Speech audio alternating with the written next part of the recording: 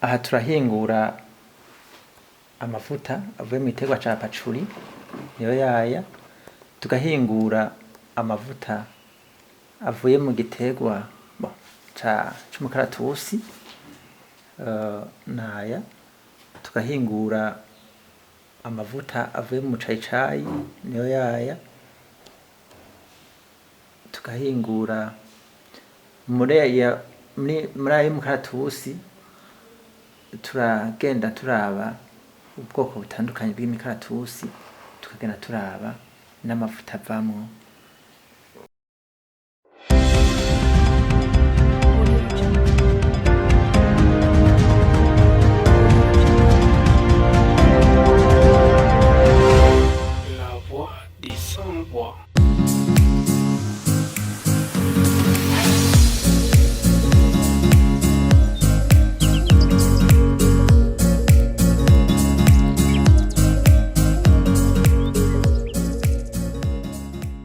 Kuva mu mwaka wa 2012 ishirahamwe RUGOFARM ryagize ubushakashatsi ku giterwa Patchouli kiri mu migwi w'ibiterwa bivamwo amavuta mota nk'uko bivugwa na Habimana Shadrike arongoye ishirahamwe RUGOFARM.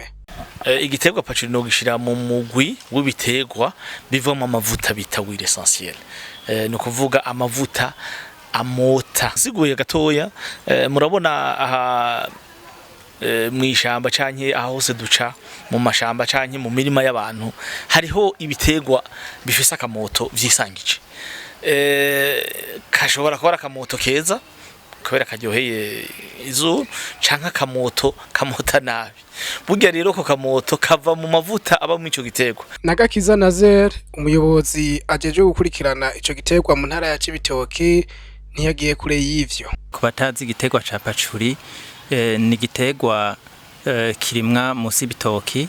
Ico giterwa kikaba cazananye muri Indonesia, coba cashitse mu Burundi mu 2012. Si cyo gufungura ahubwo kivamwo amavuta aheza kashogwa hanze hanyuma kavamwo parfait, no kuvuga ibimoga. Inyuma y'ubushakashatsi bwakozwe igiterwa baragishikirije abarimyi aho atubwira aho kirimigwa. Hambavu y'ivyo barahingura amavuta kandi avuye no mu bindi biterwa. Ni intara y'imigwa, ni intara y'imbo. Uno munsi niho igiterwa ca Patchouli turiko turakirimira. Turafise umugambi wo gukwiza ivyo biterwa igihugu cose, kuko urumva si igiterwa kimwe gusa. Uno munsi iyo Patchouli turiko tuyirima imbo, turiko tuyirima mu migwa, mugabo turahingura n'amavuta avuye mu mikaratusi, imwe bita mayideningira mayizi iva hejuru kuri mugamba. Turahingura ni chai amavuta chai rimwa imbo n'ahandi hose ishobora kuba. Turahingura amavuta ava mu giterwa citwa tangawizi, gingembre. Turifuza guhingura amavuta ava mu kindi giterwa tuko turagira abushakashatsi citwa geranium.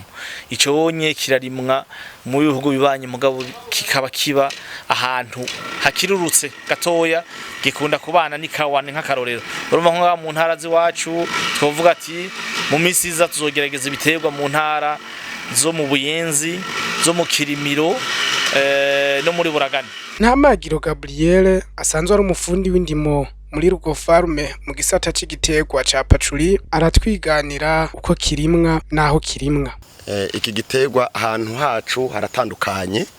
Hariho abo usanga nabakora pepiniere bakagira ico twita amabotire mu kugira ngo bagira ama mini pepiniere, bakoresheje ubudumbugwe bakarongera ivu, hanyuma bagasukira bakaroza kugira ngo ico giterwa kinaguke neza muri mini pepiniere. Kirashobora kumara ikiringo c'ukwezi n'inusu muri mini pepiniere canke amezi 2 biravana. Hanyuma rero kikaheza ikaza guteragirwa. Mugabo aha iwacu ngira ndababwire by'aka karere ka Rubirizi, na cane aho nkorera iki gikorwa ca Patchouli. Aha rero iwacu nkuko biri murabona uko iyi Patchouli imeze. Aha aye hinge twitize akantu, murabona naho kumburenjaniranye n'aka kantu nikaba karimo. Murabona iyi niyo twita botire. Iyi aha rero twebwe turigisha abarimyi nkuko baje kubivuga bamwe turigisha abarimyi rero tumaze ku delimita iryo tongo giwe uko ringana tukamenya superficie zaryo tuca tumenya n'imbuto zitegerezwa kuja muri nyamurima uko zingana. Hanyuma rero tumaze kuba tubibaye uko umurimyi wese tumuhereza imbuto zihwanye n'uburinganire bw'umurima wiwe.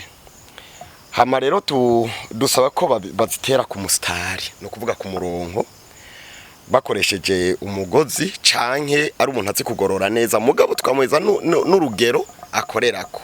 Ugo rugero nago surundi iyi Patchouli naho mu birabisha amaso bugiteye ku imetero ku metero no kuvuga ko imetero uwo byankiye arashobora kubisana imetero 90 kuko byamwankiye hakarenza imetero hakarenza yoja muri zo 90 kugira ngo ntihazosigare ibibara binini hagati mu ndimiro.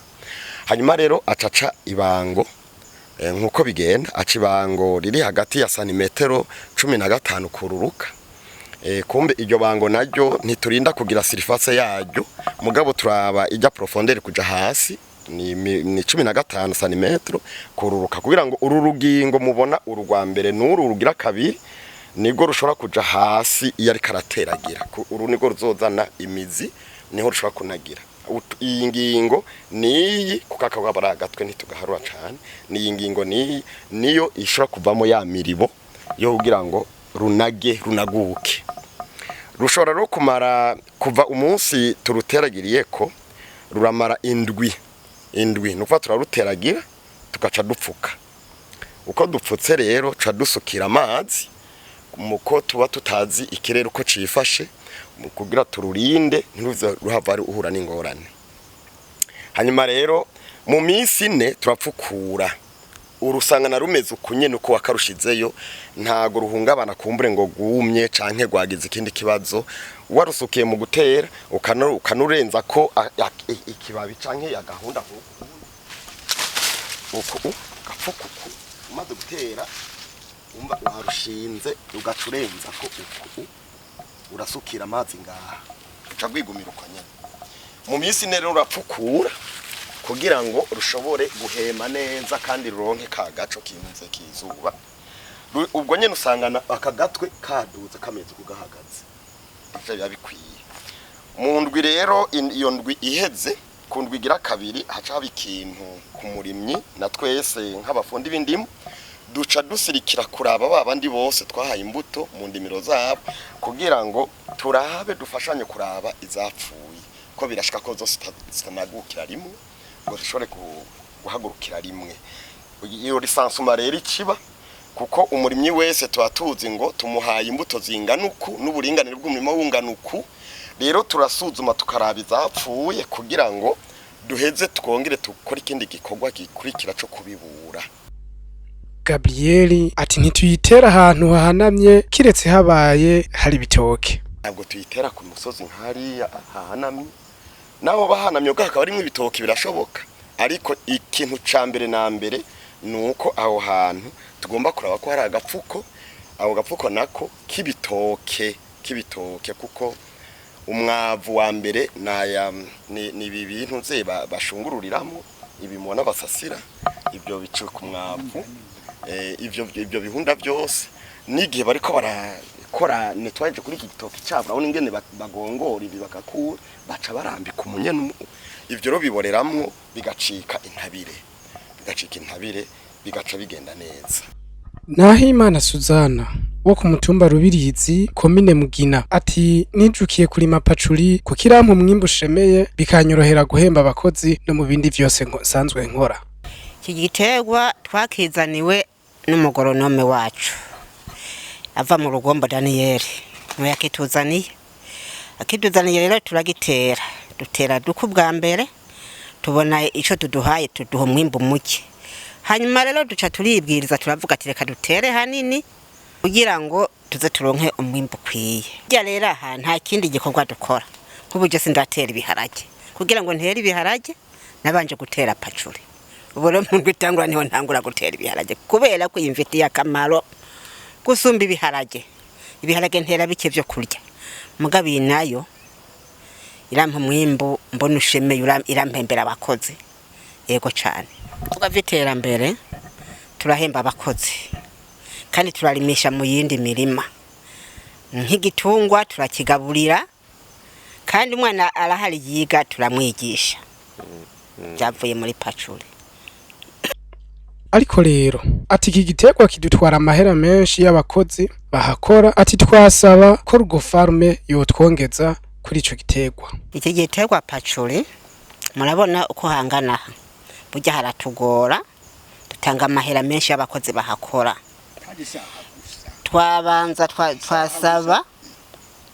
twasaba kugira ngo batwongera amafaranga kuko amafaranga batugorira ni make cyane. Ishirahamwe RUGOFARM naryo nyene ntiryatevye gutora inyishu y'ico kibazo. Yaratunganije inyigisho kugira ngo abo barimyi nabo baze kugira ico bashikirije, eka bagende bamenye ko babongeye amahera kuyo bari basanzwe babaha nk'uko bivugwa na Gakiza Nazel, umuyobozi ajejwe gukurikirana ico giterwa mu ntara ya Cibitoke. Kugeza ubu umurimyi yaramaze imisi tumugurira ku mafaranga 300 ku kilo, ariko ku biganiro vyabaye hagati ya societe RUGOFARM n'abarimyi, umuyobozi mukuru yashoye kongera amafaranga 30 ku kilo, no kuvuga ubikiro c'amababi mabisi y'ico giterwa ca Patchouli kigiye kugurwa amafaranga 330. Abo barimyi bavuye ngaho banezerewe. No kuvuga twe kintu nyamukuru dushimye nuko ubwa mbere ho twayaze duhuza ibiganiro byose byabaye muri make twabikengurutse, hanyuma gushika naho dushika ku buryo bwo kutwongera baratwereka ko no mu makoperative bagiye kudushirirayo akantu kugira ngo abanywanyi ba koperative kugira ngo baronke ukuntu nabo bashobora kwisununura mu kwiteza imbere. Jewe nanje nabanje gukenguruka ingene batwakiriye tukongera tugahana amajambo mu kuganira, na cyane cyane nkuko twahora dushora Patchouli turinze kuruha bataratwongera agafaranga, ubu bakaba batwongeye batwongeye ko 50, 20 zoja kuri koperative na 30 tuzotana mu mifuko yacu tukazorongene twikenura mu bijanye no mu rugo no kurungika umwana ku ishuri. Nuko irishirahamwe ryadutunganirize inyigisho kuko nkatwege nk'abarimyi ba Patchouli twahora tuyirima tutazi neza intumbero yavyo, ariko ubu gushika ubu twashimye neza ko izi nyigisho irishirahamwe RUGOFARM yaduhaye, urabona ko ryari dukaburira kuja mu mashirahamwe, kuja mu makoperative. Ico ni ikintu cyambere twakwishimira kugira umurimi wa Patchouli arime Patchouli yiwe azoshobora kwiteza imbere. Ico nico cyambere nashimye, mu make nasimye ibi biganiro byo kudukaburira kugira ngo tuja mu makoperative. Ico nico nashimye cyane. Kabiri naco nuko iduhuza, hakabaho ibiganiro biduhuza mbere ugasanga ikindi kintu nashimye nuko ubona yuko hageze yuko irishirahamwe riduze ibiciro, ntago rifata ingingo giturumbuka, riravuga habaho kuvugana n'abarimyi, icyo nabonye gitandukanye n'ayandi mashirahamwe nahora mbona. Nyandwi Libe umuhinga nawe yari yitabiriye ibikorwa nk'umworosha, yarashimye uko ibiganiro vyagenze. Jewe nitwa Nyandwi Libe, ndi umuyobozi mukuru w'ikigo BCM, ikigo caje ngaha kugira ngo gifashe nk'umworosha mu gikorwa catunganijwe na societe RUGOFARM mu gutanga rero inyigisho ku barimyi barima igiterwa ca Patchouli, cane cane mu bijanye no gutunganya ubutunzi bw'amakoperative yabo, co kimwe rero no gufasha ibiganiro hagati ya societe RUGOFARM n'abarimyi ba Patchouli kugira ngo bashobore gushinga igiciro. Nikimenyamenya nuko hari ivyo bashitse ko bafunditse bahurije ko nk'ingingo. Ico ni kimenyetso kidasanzwe cerekana yuko amakoperative y'abarimyi ba Patchouli akurikiranwa n'ishirahamwe RUGOFARM batahura ivyo tubigisha, baravyumva, baratera intambwe. Nivyo nta uvuka rimwe ngo ace yuzura ingobyi, ariko aho tugeza turabisha amaso, tugerageje no kusuzuma ubumenyi bafise, biragaragara yuko bariko baratahura icari cyo koperative, ingene boyitunganya, n'ingene bokora biteza imbere kubera izo koperative. Yongera hamagarira n'ayandi mashira hamwe ko bokurikiza iyo ngendo, nakurikire iyo nzira, kubera ko iterambere kugira ngo turishikire twese tubwirizwa kugira aho duciye. Koperative rero kubera ko ari shirahamwe ry'ubudandaji, aho abantu bakora umwe wese arondera inyungu, kandi inyungu z'amafaranga n'inzira irashe kugira ngo igihugu gishobore gutera imbere. Ayo yandi mashira hamwe rero abantu bovavanura no kuvuga ngo bakora atanyungu bariko bararondera, ahubwo bakore bagira batireka turondera inyungu, nitwaronka izi nyungu tuzoheza tuzisangize abandi. Ivyo bica hehe? Biraca mu gutanga amakori, kubera ko baronse inyungu bagaheza bagaterera mu iterambere ry'igihugu, bagaterera mu iterambere ry'ikibano aho baherereye. Ego turakenguruka, nitwe tubashimiye. Ico gitegwa rero kimaze kuva mu mirima tuzobandanya tubabwira mu biganiro vyacu vyo hanyuma uko gihingurwa kimaze kugera kuri izine gushika kivuyemwo amavuta canke ibimoga.